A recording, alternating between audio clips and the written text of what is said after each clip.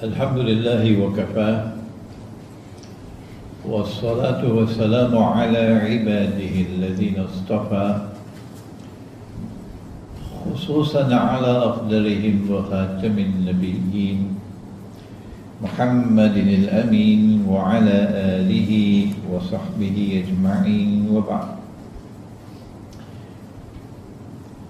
Respected organizers and brothers and sisters, Assalamu alaikum wa rahmatullahi wa barakatuh. Our subject tonight is entitled The Muslim Youth in a Glamorous World. There was a previous lecture on this subject at Cyberjaya about 2 years ago. So we will designate this one part 2. It is a vast subject, so we can take different parts of the subject at different times. This is indeed a glamorous world. No teenager will dispute that. But the glamour is in the cities. The glamour is in the urban centers. No teenager who comes to the city wants to go back to kampung. Kampung, that's dead. There's no life there for me.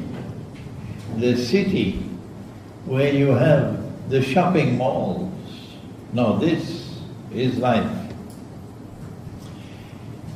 This is the glamour of the modern world, which is concentrated in the urban centers. And something mysterious is happening in the modern world, which you may not be conscious of because you are so young. And my talk tonight is directed primarily to those young men and young women who are not as yet married, and I can see one or two in front of me who are not as yet married, or those who have just been married. I'm talking to you tonight. Something mysterious is happening in the world these last 100 years. And that is that, you know, the vacuum that you use to clean the house, it pulls all the dust. You've seen a vacuum, haven't you? Well, there seems to be a big vacuum at work in the world, sucking people from the villages, from remote countryside locations, and sucking them and bringing them into the cities, using every single trick in the book. And we're going to talk about some of those tricks tonight. Cleverly designed strategies. And as a consequence, today for the first time in human history, we have mega cities, 10 million people, 20 million people, mega cities for the first time in human history. And it is a perfectly legitimate question that you should pose to your scholar of Islam, your sheikh, your ustad, your mufti, your maulana. Ask him, what is it that explains this? You've been lecturing to me so much about wudu and salat and the fiqh. And thank you for those lectures. You've been lecturing so much about akhlaq and good manners, and thank you for those lectures. They are important to me. But I'm asking you, O scholar of Islam, I'm asking you, what is it that explains this mysterious vacuum at work, sucking people out of the countryside, out of Kampung, and concentrating them in the cities to such an extent, for the first time in human history, we now have mega cities. What is it that explains it?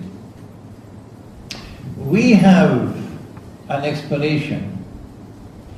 And we've been giving that explanation now for 15, 20 years, but it's a lonely life, I tell you.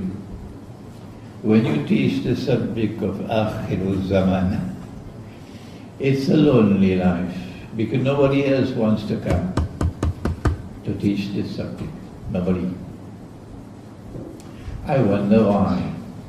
We say that this is Dajjal at work. So welcome to the glamorous world. The Prophet said, sallallahu ta'ala alayhi wa sallam, that Dajjal will come with two things. When last have you heard anybody saying this to you? When last have you heard a khutbah from the mimbar on Dajjal? When last? Why is Islamic scholarship so mysteriously silent on the subject? We question your integrity. Yes, we do. He said that Dajjal will come with two things, a river and a fire. But his river would be a fire, and his fire would be the cool waters of a river.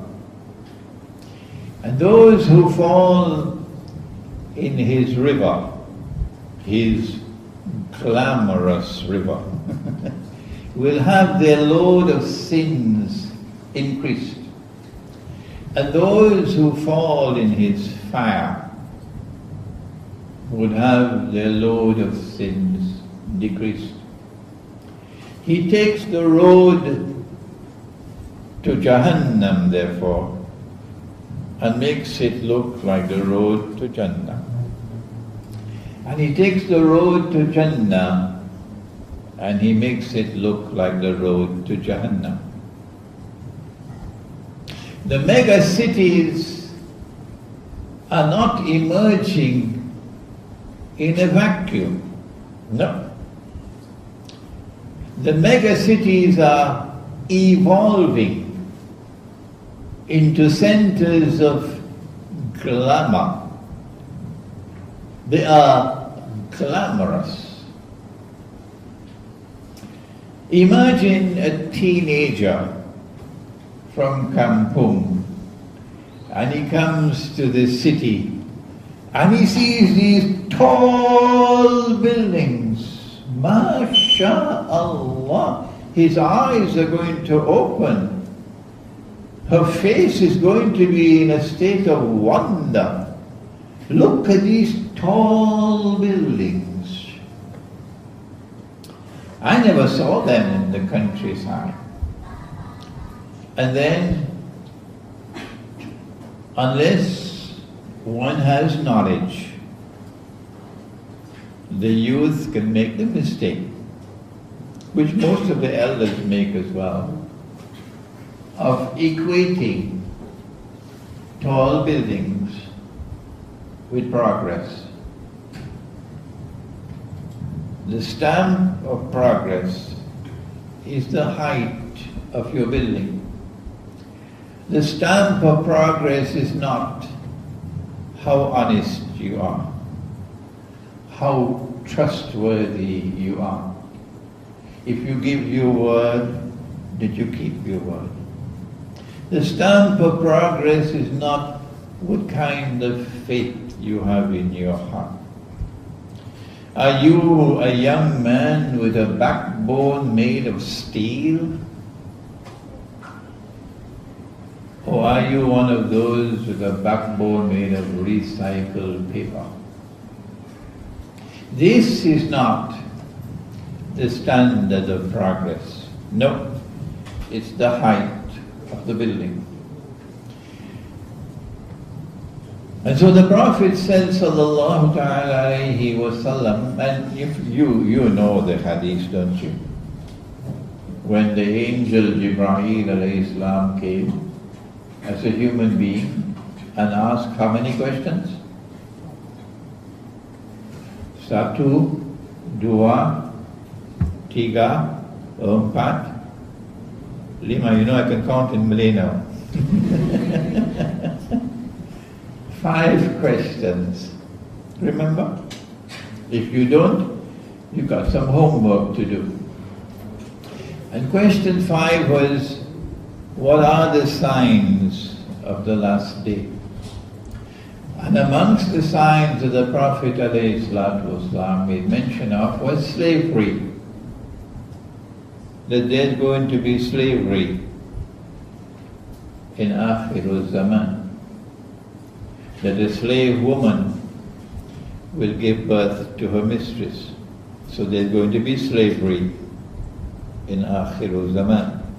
But the other sign was that you'd find the naked, barefooted shepherds competing with each other in the construction of tall buildings. So when you see the tall buildings, you know this is a sign of Akhirul Zaman. Dajjal is seeking to seduce you with the glamour of the city and its tall buildings, so that the heart of the teenager, the heart of the young man or the young woman would now be convinced that tall buildings are a sign of progress. But the Dajjal is sucking you into the city by other strategies as well. When last have you seen a shopping mall in a kampung? Huh? No. The shopping malls are all in the cities.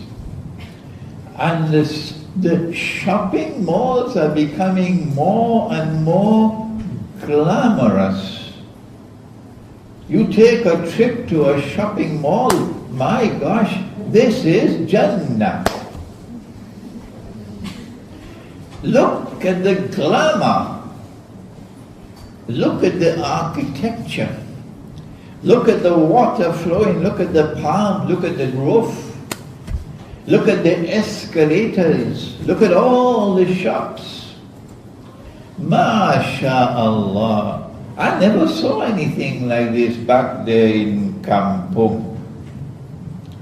So when a teenager experiences the shopping mall, which we never had 100 years ago, nor did we have the high-rise buildings at that time. It's only since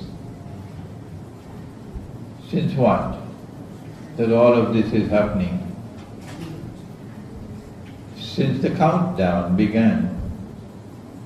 The last countdown of Akhirul Zaman. It began when? The world of Islamic scholarship is mysteriously silent. Oh yes, they are mysteriously silent. The last countdown of Akhirul Zaman began when the body of Fir'aun was discovered in the year 1898. At that same time that the body of Fir'aun was discovered, the Zionist movement was established. And Dajjal is now on his last lap in order to fulfill his mission of impersonating the true Messiah and ruling the world from Jerusalem and declaring, I am the true Messiah. So then you saw the skyscrapers of Manhattan, and then you saw the shopping malls. When we were children, we never saw a shopping mall. Never. It came afterwards. It's a glamorous world. There is something called television. You must have seen a television, have you? And in your sitting room, and so many people are there in the sitting room with you, you can see them on the television screen. Modern technology. And there is a telephone, and there is a modern air travel. And where is the airport? You have to leave Kampung and come to the city to get to the airport to travel. No ships anywhere taking you anymore. Shipping is closed down. It's all air travel. And so Dajjal has a number of strategies with which to suck you out of the countryside and bring you into the city. And we want to begin our talk with one of his strategies. The modern age of Dajjal is an age of an explosion of education, of the pursuit of knowledge. Yes, of course, the pursuit of knowledge is obligatory. طلب العلم فريضة على كل مسلم ومسلمة. It is obligatory on every male and every female Muslim to pursue knowledge. But do you pursue knowledge and abandon your wife and your children? Is that what Allah asks you to do? The pursuit of knowledge? So you abandon your wife and you abandon your children because Allah has ordered you to pursue knowledge and Allah's Messenger has ordered you to pursue knowledge? No. You have to fulfill your basic duties. And only after you fulfill your basic duties, then you can pursue knowledge. So the pursuit of knowledge is qualified. That you must ensure that your basic functions, your basic duties are fulfilled. But along comes Dajjal in the modern age, and every young man and every young woman wants to go to university and get higher education. And universities are not in Kampung. So you're going to have to leave the remote countryside, wherever you are, and head for the city in order to get a university degree. The modern age is also one in which when you get a university degree, you get a job. And when you get a job, you get an income. And Dajjal says that this is the age of liberation for women. And so women have the right to pursue knowledge and get higher education to such an extent that I went to a Malaysian university in Terengganu, UITM, Terengganu, Dungun, to give a talk on dinar and dirham, monetary economics. And the classroom had maybe 5 or 6 young men, and all the rest were women. it was almost 90% young girls in the classroom and less than 10% young men. This is what I experienced myself. And so Dajjal says that women also have the right to pursue knowledge and go to university and get a job, get a degree and then you get a job.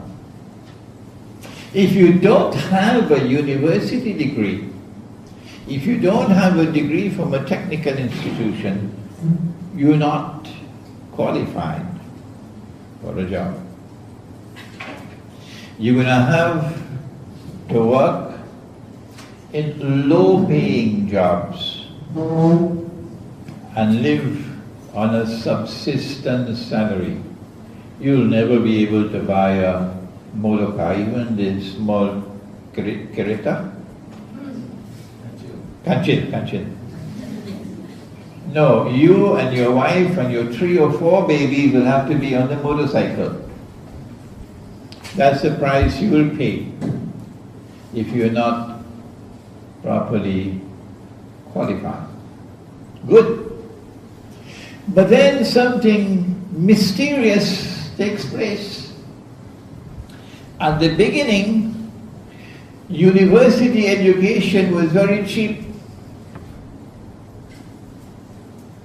And then the fees started to rise and rise and rise. Is this happening by accident? No! A trap has been set for you. But because you are deaf and dumb and blind, you cannot see it.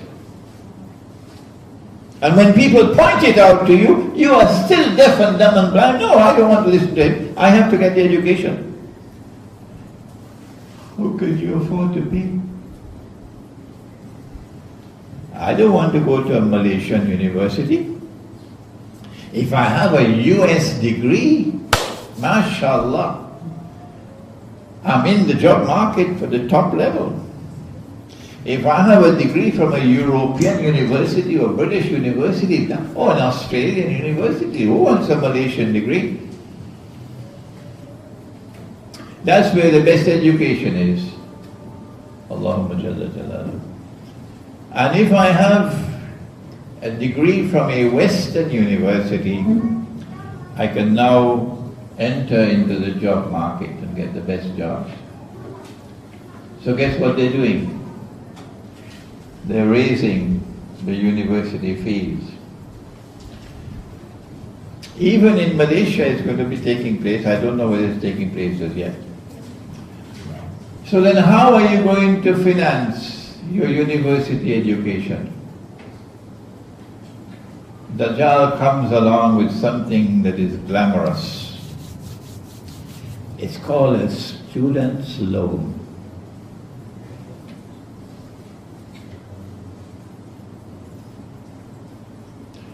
And it is repayable with an only small rate of interest. And you're going to get fatwa upon fatwa upon fatwa that is halal. Yes. And so Dajjal sucks you in. Because what else can I do, Sheikh?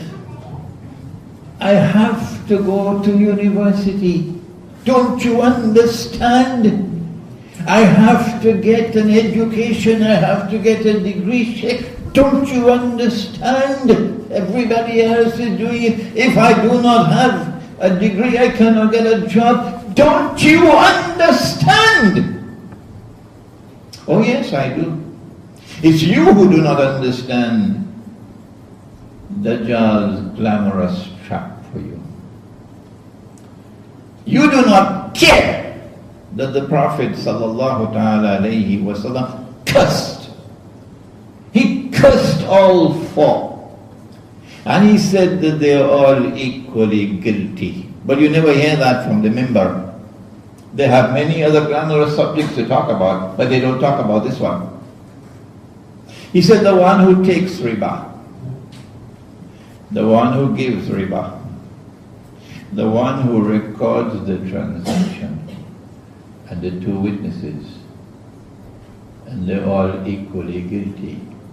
They would not talk on this subject because they would lose their popularity. There are people who measure success on popularity, and if you want to be popular, don't touch the subject of riba. Government of Pakistan,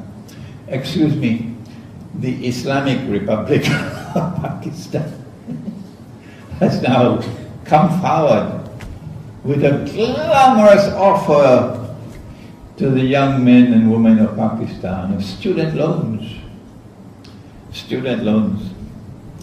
with only a moderate rate of interest. Nabi Muhammad ﷺ said whether the rate of interest is small or whether it is great, the result is the same. Poverty, destitution, slavery.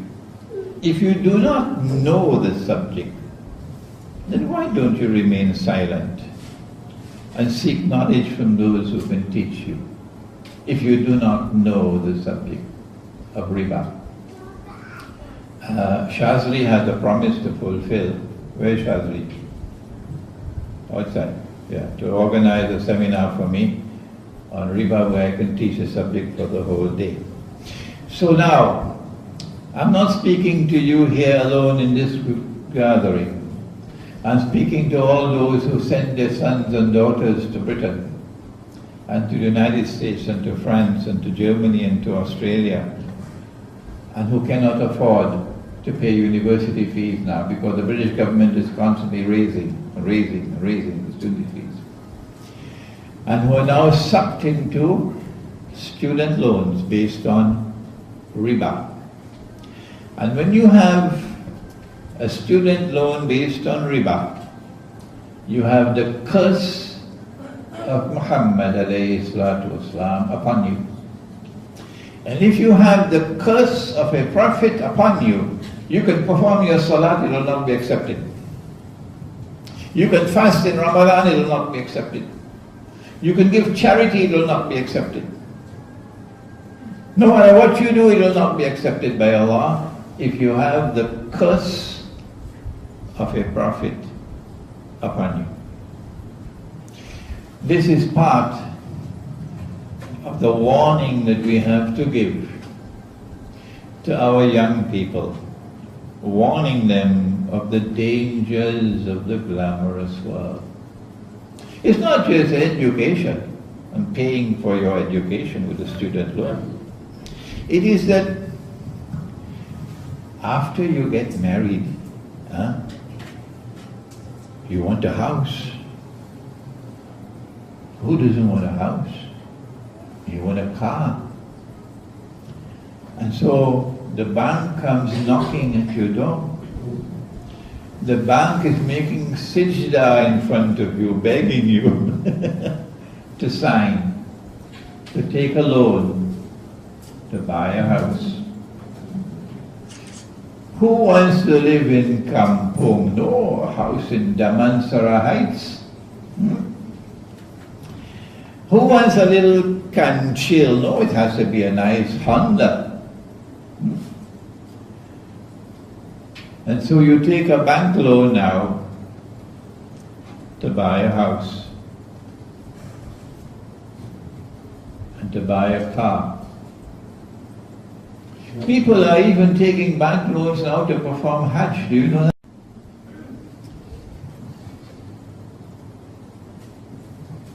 Everybody else have nice houses, Sheikh. You want me to go and continue living in a little run-down apartment? The choice is yours. It's a glamorous world out there. But inside of the glamour, there is poison. Poison. It is riba at work in the financing of education.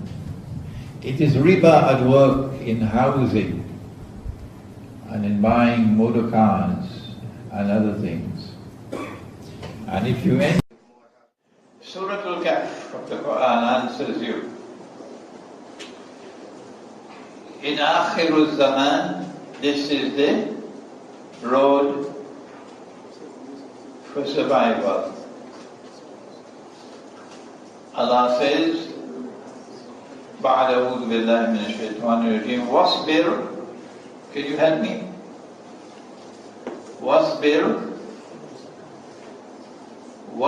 نفسك مع الذين يدعون ربهم بالغداة والعشي يريدون وجهه ولا تعد عيناك عنهم تريد زينة الحياة الدنيا ولا تطع من أغفلنا قلبه عن ذكرنا واتبع هواه وكان أمره فرطا. This is the answer. In Akhirul Zaman, you got to be careful. Who are your friends? Which company do you keep? Not any and everybody, no sir. The majority of people out there are going to be the people of Dajjal, dancing to every tune that he plays, as they're doing in Syria in their bogus Yankee jihad. This is Imran Hussein talking.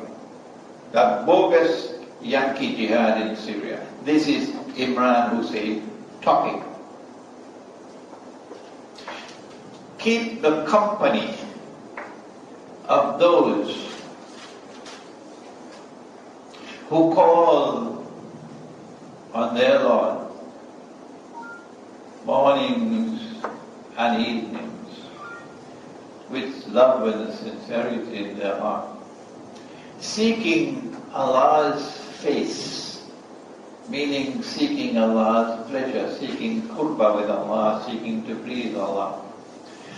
وَلَا تَعَدْ عَيْنَاكَ عَنْهُمْ, and do not let your gaze be diverted from them. تُرِيدُ زِينَةَ الْحَيَاةِ الدُّنْيَا, because you are attracted by the glamour of the world. Do not let your gaze be diverted from this group of God-fearing people because of the attraction of the glamour of the world. وَلَا تُطِعْ, and do not follow, do not obey, do not submit to those whose hearts we have caused to become negligent of our zikr, and as a consequence they pursue their own agenda. وَاتَّبَعَ هَوَاهُ وَكَانَ أَمْرُهُ فُرُطًا, and all their work will be in the garbage bin. That is the answer to your question. I think we've had enough questions and we're running out of time now. So if we can we make a dua? ربنا تقبل منا إنك أنت السميع العليم وتب علينا يا مولانا إنك أنت التواب الرحيم. اللهم أنت السلام ومنك السلام تبارك ربنا وتعاليك يا ذا الجلال والإكرام. اللهم أرنا الحق حقا وارزقنا اتباعه وأرنا الباطل باطلا وارزقنا اجتنابه. اللهم أرنا الأشياء كما هي. اللهم إنك عفو كريم تحب العفو فاعف عنا يا كريم. اللهم إنا نعوذ بك من عذاب القبر ومن عذاب النار ونعوذ بك من فتنة المحيا والممات ومن فتنة المسيح الدجال. وصلى الله تعالى على خير خلقه محمد وعلى آله وعلى أصحابه أجمعين برحمتك يا أرحم الراحمين.